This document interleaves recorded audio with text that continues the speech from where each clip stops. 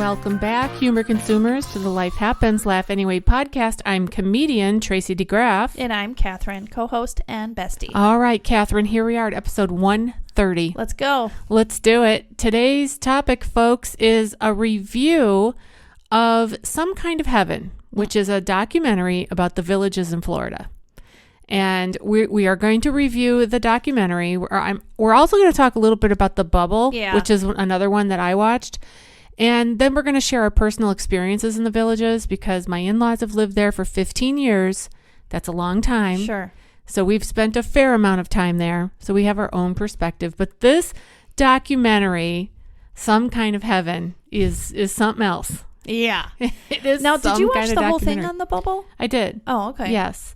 Before we dive in, though, to today's topic, I do want to say this about procrastination. Oh, yeah. For all of you fans and friends who have been waiting for our episode on procrastination, we've got good news and bad news. What is it, Cathrine? We finally recorded it. Yes. And we were ready to go. We were going to publish it. And when I was editing, something went very wrong with it. We kind of figured it was a sign that maybe we're not supposed to put it out there. Well, because we can't. We have to re-record it. I mean, the thing that went wrong, the technical issues that we had meant that particular recording could not be used. So if we are going to present the procrastination topic, we're going to have to re-record. Yeah, we'll do it later. Yeah, we're going to get to it. But we've put it off for a year and a half. It's so funny because, as you said, we did do it. We could drop it the way it is, but it doesn't sound very good. No, I listened to it. No. It would be harmful to humanity. So that's where that's at, friends. If you're looking for that procrastination issue or episode, it's not coming. It's not coming. We're putting it off. We're putting it to the end. Yeah. All right. So that's enough about that. Our podcast does have sponsors, and we want to thank our sponsors right now for contributing. We call them humor contributors because they help us to bring this podcast to the world. Yeah. So thank you for all of you who are donating $5 a month. And if you're not, if you'd like to cross over the humor contributor bridge, we welcome you. It's a very easy process. All you have to do is go to our Patreon link, which is linked in the show notes of every episode, or you could go directly to patreon.com, look for Life Happens, Laugh Anyway, and you will see the link where you can contribute. You just set it up once. It'll take you maybe 5 minutes to set it up. Mm-hmm. And then every month, $5 will leave your account and will go into our Patreon account. And you won't even miss it. Right. You won't. But we'll be so grateful. So if you want to do that and support us, we will use your funds to improve our equipment. We're also thinking about going to it's called PodFest, and it's in Orlando to learn more. It's like a conference on podcasting. So yeah, that's what we use the funds for. We haven't used any yet. We're just saving them up because we want to get some new microphones. Yeah. All right. Well, let's dive into the Villlllages and Some Kind of Heaven. We just finished watching it. What did you think about that documentary, Cathrine? Depressing. Why? Why were you depressed by it? I'm surprised the way you asked me that. You know, like your tone and all of that. I'm surprised that you don't say, yes, I totally agree. Well, I'm curious to hear why it was depressing to you. Oh, my goodness. The overall tone of the entire documentary was lonely, sad. It wasn't really even, I would say it wasn't a documentary on the Villlllages. It was a documentary on a handful of people in their senior years that happened to live there. I would agree with you there, 100%. And the music was drab. Their circumstances were quite drab and depressing because one couple, the husband, he kind of went off the rails. He was not playing with a full deck. No, he wasn't. And another man was living out of his van. He wasn't playing with a full deck either. Well, no. Then there was a widow woman, and her situation was sad as well. She was, like I said, she was a widow. She became a widow after her and her husband moved from Boston, Massachusetts to the Villlllages. And so the documentary kind of covers her trying to find happiness. Yeah. And she's really not. So absolutely it was depressing. Well, it's interesting that they titled it Some Kind of Heaven. Exactly. Yeah. Why did they do that? Because the way, I don't want to say it should be called Some Kind of Hell, because it wasn't like that, but it's just not a fitting or appropriate for the documentary. Just my 2 cents. I do agree with you in terms of the way that they build it. It didn't come in like you thought it was going to be something else. Yeah. Right? Mm-hmm. And basically there's over 100,000 people that live in the villages, and this is just 5 people's story. Yes, there's 130 as of 2020 that live down there, and it's growing. 130,000. Yes, 130,000. Right. Yeah. So out of all those people, how many of them have this experience? Not that many. So it was definitely just people who live in the villages, not necessarily a documentary about the villages as a whole. No. I think The Bubble was more so about the villages as a whole rather than just individual unique opportunities. The guy who lived in his van, what was his name? Dennis. He was this tall guy, and he to me, he kind of looked like he'd probably been a little bit of a swindler his whole life. Yeah, like a gigolo his whole life. Just trying to find somebody to live off of, when he's 81 years old, and he calls his mother. So I don't know how old she is. So she sounded pretty with it. And he's like, "Hey, Mom." And I thought to myself, did I hear that right? Or is he calling some woman that he knows Mom? But Mom. No, it was definitely Mom, because at the end of the conversation, he says, "Well, bye, Mom. Call you next week." So one of the things that she says almost immediately is, who you living with? Right. So obviously that's an indicator that he's like a gypsy, floats around. And she also said, "What are you doing for a living?" Right. He's 81. Right. He should be retired. Right. So that's an indicator, too, of the kind of lifestyle this man had. You find out, too, that he is avoiding a conviction for a DUI in California. Right. So the man is... And he called himself a handyman, and that he was in like some kind of movie business or something like that when he was in California. Yeah, show business. But he came into the villages in this like full-sized van, and he had a closet bar in the back of the van with some clothes on it. Yeah, clothes rack. It looked like he was sleeping in the van. They show him brushing his teeth outside of the van and spitting in some bushes or something. Well, he had his cleaning products in the pocket of the door. Yeah. So and yes, he was living in his van, and he was all proud of himself that he was looking for a woman that he could, share her home with her. I am going to expound on that, because he wasn't just looking for a woman. Okay. He says, "I'm looking for a good-looking woman who has money, who doesn't embarrass him, and he would like to be, he'd like to be seen with." And then he says he has the audacity to say, "That's kind of rare to find." And I'm thinking, you think? What attractive woman with money and who looks good wants you, fella? What woman at all? Well, I think it was a little bit condescending to women in general that he was like, "I'm this prize. Look at me." Yeah. And, no. Right.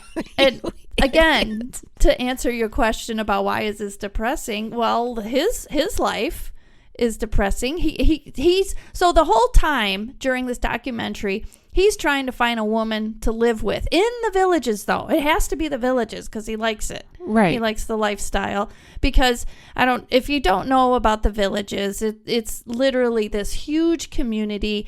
Every single night there's 4 squares in the villages, and every night there's activities. There's dancing and they have live music. Right. It's like they call it Disney World for seniors, and some have referred to it as like going to college. Yeah. For seniors, like it's that kind of a vibe. Yeah. And good old Dennis says that he wants to find a woman, and he tells this other woman who he's trying to swindle her into letting him, have a relationship, I guess, and live with her. And she's like, "Why would I do that?" And she said, "How have your previous relationships been?" He's like, "Oh, disastrous." Well, then you see him back hooking up with someone he used to have a relationship with. She lets him in and live with. She trusts him enough to let him live there. And then You see him. They interview the couple, and she's like, yeah, he seems distant and a little disconnected, and you see him in public scenarios, and yes, he definitely, you could tell he's longing to be free. He doesn't want to be tied down because she's got chores to do.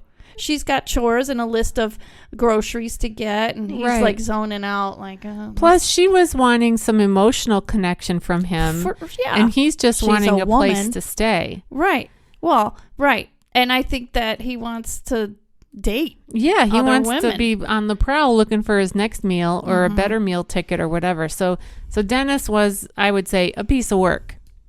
Right. And so was the other fella. What was his name? Reggie or Anne? Yeah, it was Anne and Reggie. Reggie. Yes.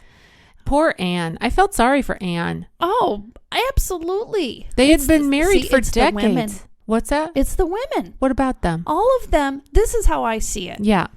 These women are widowed or they seem balanced.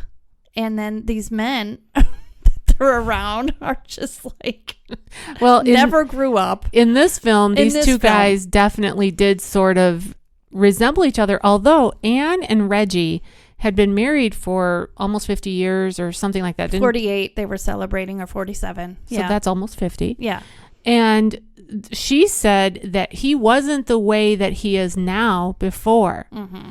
That, you know, things were very different before. Well, now he looked like he was into all kinds of like different types of meditation, and he would take a rock and hit it on his head and bang himself in the head with the rock. And he was doing drugs. I think, I don't know for sure, but I think it was mostly pot, and he was caught with some cocaine. I guess it wasn't a lot, but I'm thinking there's more going on there than just like his behavior can't be just from smoking pot. Right. There's something wrong with this man. Well, and they did say they took him, he was arrested, so he had to, you know, he had a drug charge on him, so he had to appear in court. And in his first appearance, he was very rude to the judge, and the judge was like, you know what, this isn't going to work out. You're the rudest person I have ever seen. had in my courtroom, and this man's old. Yeah. Well, then he had a second appearance before the judge, and he said, you know, I'm sorry for my behavior earlier. My wife forced me to go get an MRI to see what's wrong with me. And he had some evidence of having had a stroke. So who knows what was going on inside of his thinking? Why was he hitting himself in the head with a rock? Why was he carrying cocaine around? Why was he being rude to a judge? He wasn't thinking with every part of his brain that he needed. Yeah, and I thought it was interesting. He said, I forgot. It was in my wallet. How do you forget that? I don't know. And earlier he said it was somebody gave it to me, or something like that. At a I'm like, party. Okay. Well, let's just, at whatever age he was, let's try not to do that. And then Yes. here's Anne. Here's his wife of almost 50 years. And she's saying things like, well, I'm at a crossroads. I either have to leave him, and then what? Or learn to deal with this. So I kind of gave her credit for, she said she took a marriage vow Yeah, and she took it 48 years seriously. ago, and she said to death do us part, and he's not dead. Yeah, so she said, I need to kind of figure out how can I help him. Right. That was actually admirable. Good on you, Anne. Because it wasn't just that she was trying to fix him. She said he can't change. I can't change. I like that she recognized that she can't change him, Yeah. but she can help him. Yeah. So there's a difference. And she What a recognized. challenge. Yeah. Oh my goodness. Yeah. So those stories kind of wove throughout the documentary. Was like an hour and 20 minutes, something like that. And then we had Barbara, who came from Boston, and she and her husband had this dream, like they were buying it. She said that when she was given the brochure and all the hype about the Villlllages, she was like, yes, this is going to be great. And then they get down there, he gets sick and he dies. Now she's alone. Mm-hmm. She has to get a job. She's full-time working because she doesn't have enough money to support herself, apparently. She said she can't move back to Boston because she doesn't have the money to do that. Yeah. So here she's kind of stuck there. Yeah, her funds were depleted. Yeah, and she's just trying to make the best of it. However, her personality seemed very much like Stoic. and maybe it's a season that that you get into when you have all these things happen like that. I mean, I certainly can't fault anybody for being sort of down when life has given you so many blows, you know? So hopefully she'll turn it around. Yeah, I'd like to point out that her job was, it sounded like it's somewhat in the health industry. Mm-hmm. So they're providing like hospital beds, and so perhaps she's in a one of those senior living type facilities or something like that. I don't know. Yeah. But you see little bits of her kind of zoning out as they're talking about the patient needing this and that, and so whatever. So that's depressing too, because it's probably all day long. And you got to give her credit too for trying to get out there. Oh yeah. So wasn't she the one who was in the tambourine class where they were beating the tambourine on their elbow? Yes. And she was looking at him like, couch, what's happening? I don't know about this. Almost everything she attempted, she was like, I don't know about this. Well, because some of it is a little bit odd when you look at it for the first time. Mm-hmm. Like they do, the women have a belly dancing group, and they're all seniors with the belly dancer costumes on, and that's odd at first glance. It takes a minute to let your eyes focus and then did you know absorb it. My dad's cousin, in his older years, I think he was kind of straight-laced, a little bit maybe nerdy a little bit.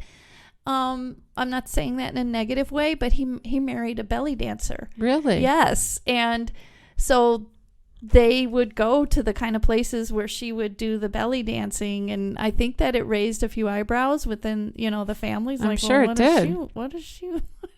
Yeah. I think anytime that we see something that's out of the norm, right? It's not something you normally see as a senior citizen female doing this belly dance thing. And I think for Barbara, she may have been looking at some of these new experiences with eyes of, wow, okay, well, maybe I'll try it, but I don't know if I'll like it.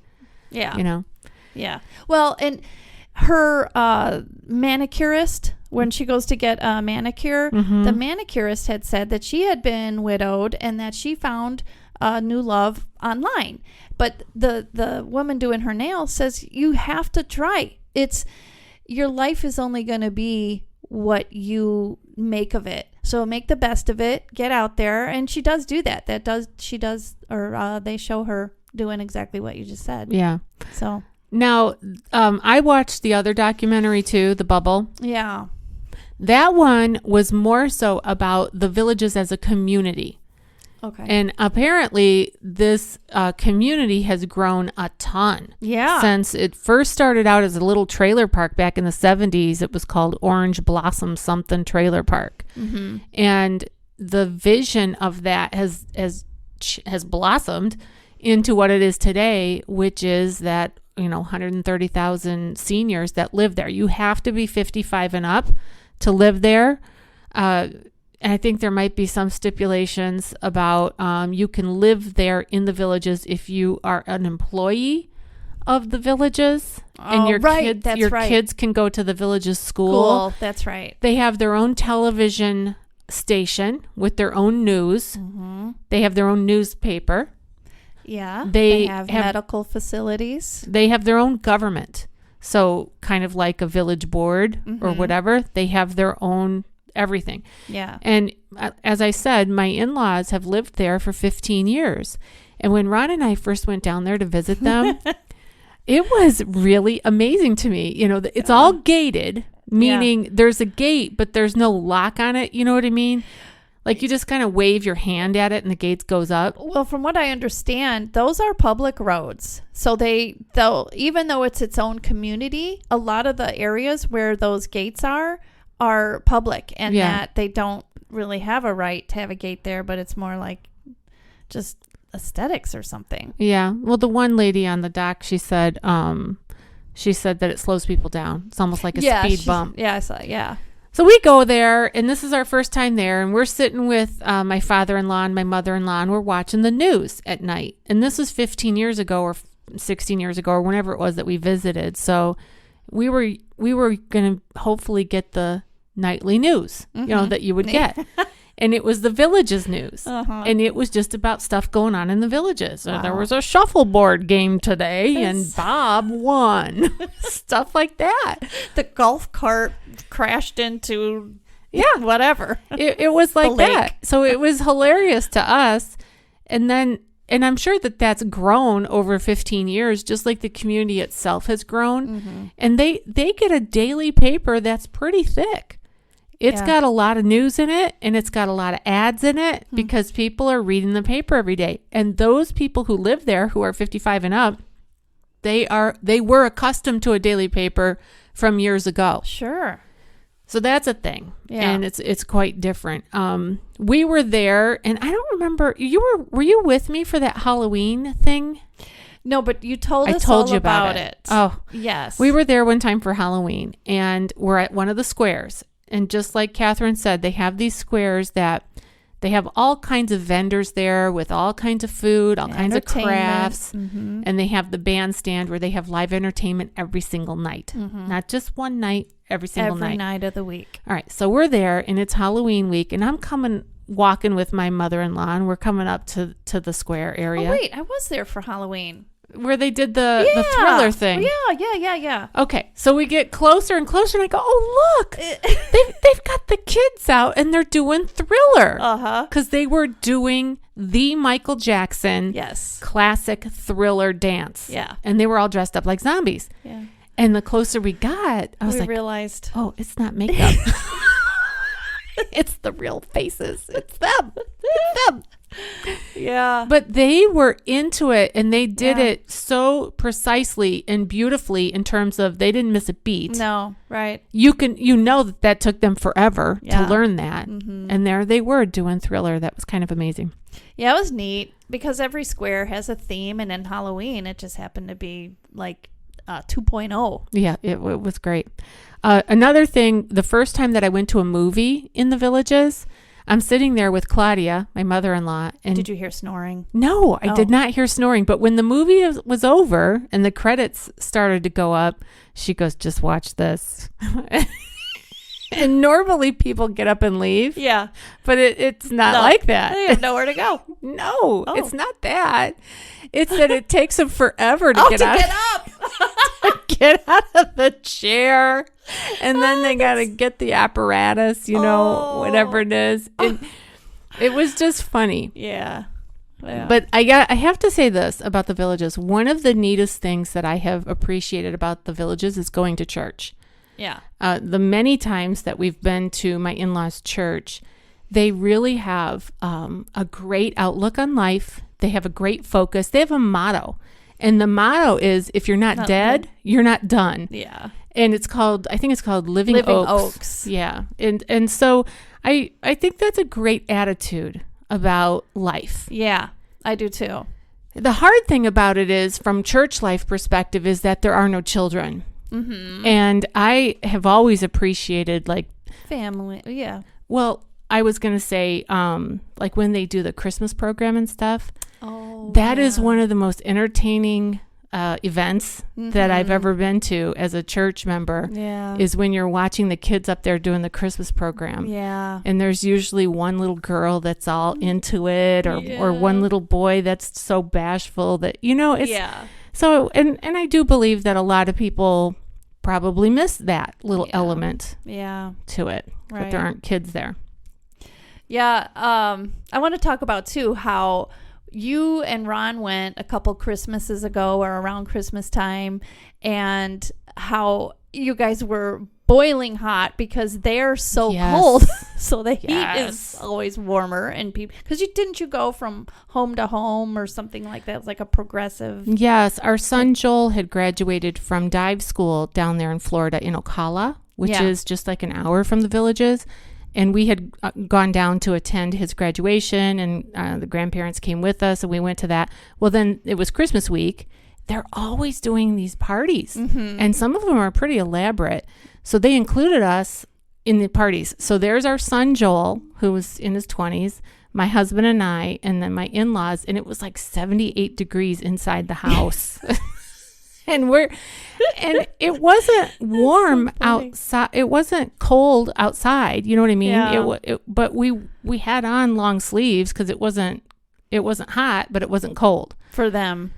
But chilly. yeah, it was hot in the house. Yeah, that's so funny. Yeah. You know, the first time that I came to the Villlllages was with you. Mm-hmm. And I think that's when we went to Lakeland, Florida. Okay, for that breast cancer event. Yeah. But anyway, and to see that big sign that says the Villlllages, and then also that bridge that goes over the highway and it says the Villlllages, I was like, wow, this is really something. Because I couldn't, even though you had described it, you had sent me pictures prior to that, it was really just to actually see it was a whole nother thing and experience it. Yeah, and it is a planned community, meaning that it's not just willy-nilly. You know, there's a definite plan. We're going to have this square. We're going to have these neighborhoods. They're going to have this entrance. The houses, you don't just build whatever kind of house you want. Mm-hmm. The houses have a particular style house that you have to build with the colors that you have to use. You know, it's all planned. It's all coordinated. In different parts of the Villlages, they do allow different styles homes, you know, different sizes or square footage and things like that. Some, like Claudia said, the older ones have siding or partial siding or something like that. But it depends on the neighborhood. Yeah. And it depends on when you bought the house. Yeah. But like there are villas in the Villlages, and there are also single family homes, you know, that are much larger. So, you know, and obviously those are different budgets, but they do control a lot. Right. They control a lot. Right. And that's one of the things in the Bubble documentary that they pointed out is that the Villlages themselves, like the officials from the organization that runs the Villlages, they didn't want to talk to anybody on the documentary, The Bubble. Mm-hmm. They didn't want to talk to them or give comment on some of the pros and cons of the Villlages. And the woman who created the documentary is just assuming that the reason that they didn't want to talk is because they didn't see any benefit to them. But she doesn't know that to be a fact because they didn't tell her why they didn't want to. But they do like to control a lot of things. Like what would you say? Because everything is controlled. Yeah, I listened and partially watched a podcast on kind of like a review of The Bubble. And he was saying that The Bubble, he gave credit where credit was due in terms of, because this woman's from Austria, and she did this documentary because her parents were interested in moving in there. So she kind of looked into it and she was intrigued. And so then she does this podcast, or rather this film. But and he points out that he knows what it's like to do filmmaking. He's got some background in that, but he points out that it could have been that these people didn't want. It's very hard as a filmmaker to get in and interview these, you know, the people who you want to interview. And if you're an outsider, it's going to be even harder. So it might not necessarily be that they're closed off or they're, you know, because the accusation was kind of like, oh, it's a prejudiced community. It's, you know, politically one-sided. It was kind of like pointing in that direction. I didn't see the whole thing like you did, but I saw clips of it and I saw the highlights from this podcaster that was pointing out like, well, I happen to have a place in the Villlages.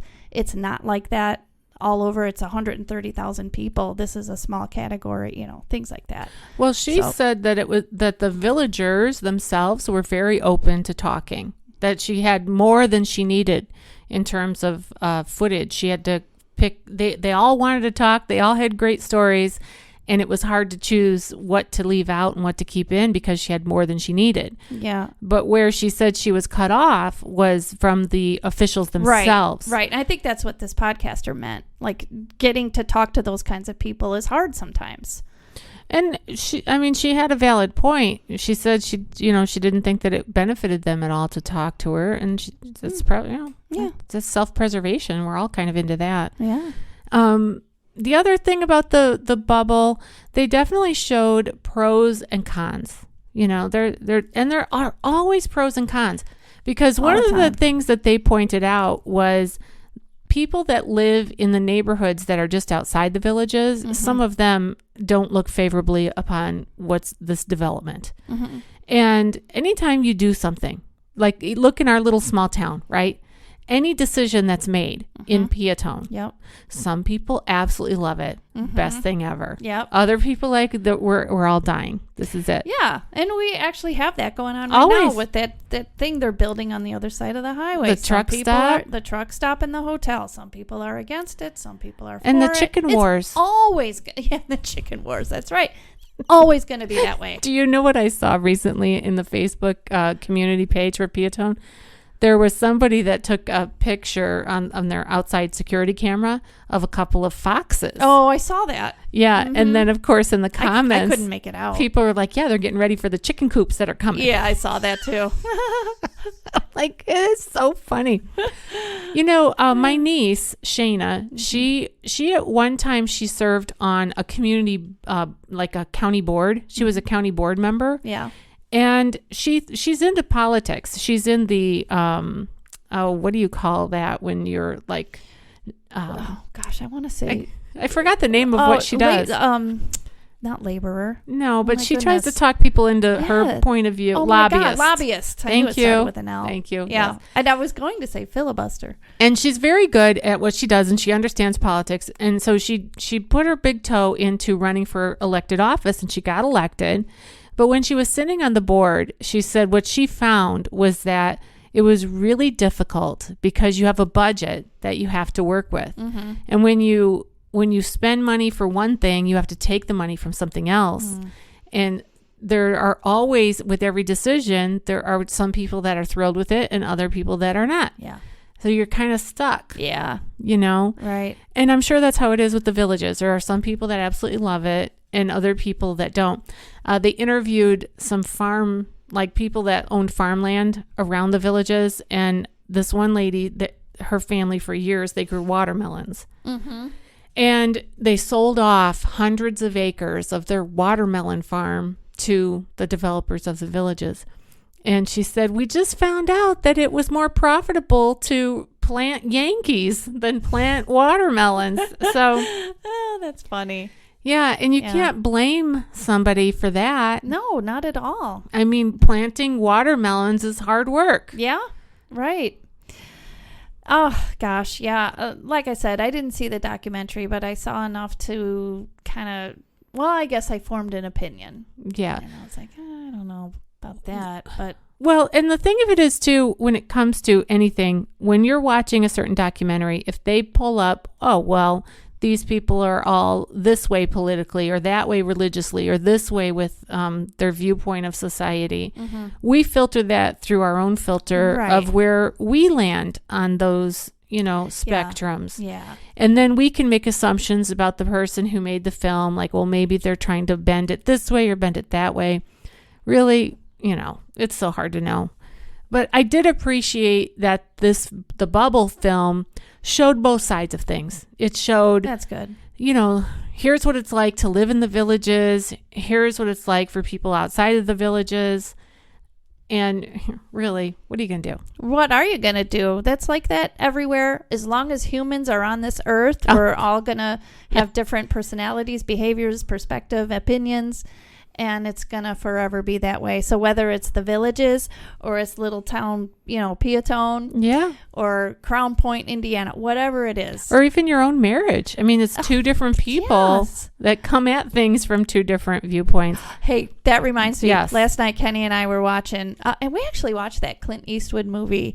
He is 90 in the movie. Oh, and wow. So talk about, so we just watched that, and What movie is it? It's called The Mule. Okay. I've And- heard of that. Yeah, it was interesting because so Clint Eastwood's character was a horticulturist Okay. his whole life, and he put that first before his family. Anyway, you see him as I don't know how old he is in real life, but he's 90 in this movie. And you think to yourself, wow, he is aging pretty well for a 90-year-old. But anyway, I forgot where I was going with this. Oh, I know. We're watching, and I turned to Kenny and I said, the sound is off. And we go through this every now and then. And he says, no, it's not. I said, yes, it is. It's off by like a couple seconds. Because he talked about like even in a marriage. And he says, he's insisting it's not. And I am so frustrated. Like, how do you not see that? How can you? I don't understand how we can't see it. Like, it's off by a couple seconds. I know exactly what you mean. Yes. Yes. And the whole time he's like, no. See, that doesn't bother me at all. That the words don't match the lips moving. You are exactly like Ron. Ron is the exact same way. If it's off just a smidgen, I can't stand it. He has to stop it, reset it, unplug the router, plug it back in. Well, you know why? Because you sit there and you focus on the person's mouth and it's not matching. See, Kenny doesn't either. And I'm thinking, what's wrong with you? I just listen. It doesn't bother me at all. I'm like, oh, okay, well, I'll go take a shower and do some laundry while you fix that. Then I'll be back. If I could fix it, I would, but I need Kenny to do it. And if Kenny doesn't see the problem, it's not getting fixed. Well, in this case, anyway. Okay, so point made. Perspective. That is the exact point in terms of perspective and people's opinions and who thinks that this is what's got to be done. Yeah. And other people are like, this is dumb. You don't have to do that. Right. Oh, my. By the way, Clint Eastwood is 93. Okay. That's old. Yeah, that is old. But I think it's cool that he's still living. He's making movies. I mean, he created this movie. Yeah. Good for him. I'll have to watch that one, The Mule. The Mule. It's interesting. Is there anything else that you wanted to share about the Villlllages? Well, in terms of like our own experience there, I thought it was great. I'm just going to say that. I thought it was great. Of course, it's human beings. There's, just like anywhere, there's stuff that may or may not go on. I don't know. I don't see that from, just when I've been down there with your family and friends. And it just seems like if that's what people in their retirement golden years want to do and they want to live life out that way, then great. They worked hard all their lives. And, most of the people that we know anyway. Yeah. And except for the guy in the van. Oh, well, he's a mooch. He didn't really live there anyway. He just lived in his van. Yeah. You know, and what I've watched and observed through my in-laws is that they're very connected. So they're extremely connected with their church. They're very faithful Christian people. Mm-hmm. So there's no question in my mind that they have deep, solid connections in their church. Yeah. And in the neighborhood. Right. They know every neighbor by name. If you walk with Claudia around the neighborhood, she not only can tell you names, but she can tell you where they're from and, what's going on in their life if they have any kind of a thing that, people are helping them with. Well, doesn't she belong to the Hello Neighbor or the Welcome Committee or something like that? So she definitely would know. Yeah, I think it's a great way. A lot of people want to move down there because they want to start over. Yeah. They've lived in maybe the Midwest in the cold or whatever, or they are retiring. Yeah. And they just want to have a fresh start and do things they haven't done before. Yeah. Why not? Yeah, I say, why not? Why do you have to move to Florida to do something new? I mean, I get it if you want to go for the weather or for the organized activities, right? Well, that's what I mean. If you're into that, like you just want that. In the other documentary, they talked a little bit too about that sort of thing in terms of people coming down here and like being a whole brand new creature. Yeah. Right. And kind of letting loose. Yeah. And they did identify or acknowledge that sometimes people think of the Villlllages as, they just do drugs and drink and have sex and they have, diseases and stuff. That's just mostly folklore. Yeah. I mean, it's not the majority of people. I really don't think the majority of people living in the Villlllages are that extreme. I think they're just pretty normal people. Yeah. And if they're miserable, move, change, do something different. Right. Also, in your family's case, yes, isn't it that they, one moved down, so they begot another who beget another. Didn't it just kind of work that way mostly? My father-in-law is from a family of 7 siblings, and he and my mother-in-law were the first ones to move down there. Okay. And then my father-in-law's brother Art moved down there, and then Pam and Earl moved down there, his sister and brother-in-law, and also another sister, she moved down there, Lois and Frank. So yes, he was the first one. Okay. And then the others followed. So now it's a little bit different because Lois and Frank have both passed. They were the oldest. Lois was the oldest sibling, and Uncle Art had some health issues, so he had to move back to Illinois to be closer to his children. So for a period of time, though, there were 4 siblings that were all there within, a few miles of each other. Yeah, and then they also had friends that used to live up here in this area, like Frankfurt or Mokina and places like that. Right. So they called it Peace Community Church South. Yeah, I was going to say that. Because they all met each other at church up here and built really strong bonds. And then these others that would go for visits once in a while, a couple other families that were from the Midwest. And, I just think that relationships are special. Right. They really are. And it's a treasure. A friendship, a relationship is a treasure. It's a treasure to be appreciated. And but I love to go to the Villages to visit. It wouldn't be my choice to live there just because, first of all, I'm old enough now that I could go there, but for many years, we were still raising our kids and not even thinking about retirement. But I personally, my choice would not be to leave Illinois because I have 3 kids that live in Illinois, so I wouldn't want to be that far away. Yeah. Plus, you don't like the heat. Oh, the heat. But I'm hoping that changes. I'm hoping that my internal temperature will go down. I hope we end up with the same temperature. It would be so much easier when we're driving in the car or we're sitting here in the pod lab or wherever we are, because we're together a lot. I know. Well, I keep telling you, put on your parka, put on your coat. Well, yeah. All right. Well, I think that's a wrap on the Villages. And if anybody is getting ready to retire or whatever, you might want to check it out and see what's what. And you can check out that Some Kind of Heaven documentary if you want to get depressed. It's depressing. Ugh. It's not even about the Villages anyway. So that's true. Don't waste your time. All right. Well, let's go to our inspirational close. And we've selected Philippians 4:11 through 13. And it says this. I am not saying this because I am in need, for I have learned to be content, whatever the circumstances. I know what it is to be in need, and I know what it is to have plenty. I have learned the secret of being content in any and every situation, whether well-fed and hungry, whether living in plenty or in want. I can do all things through him who gives me strength. And that is a quote from the Apostle Paul, who had experienced life at many different levels. He had experienced it on the abundant side as well as in the wanting side. And the bottom line for Paul was, and at this point in Philippians, he was thanking people for supporting him, supporting his ministry with finances. And at this point, he was just saying that contentment in any situation is sort of the key. There we go. Yeah.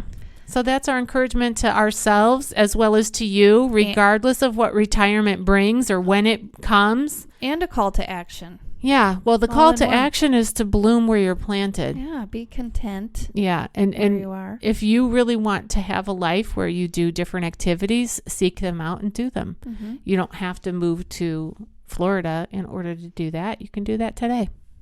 Yeah. Pickleball has really become a thing. I know. That podcaster I was listening to just got back from pickleball. He was still in his little pickleball shirt. Yeah, there you go. All right. Well, you've been listening to the Life Happens, Laugh Anyway podcast. I'm still comedian Tracy DeGraff. I'm still Catherine. See you next time.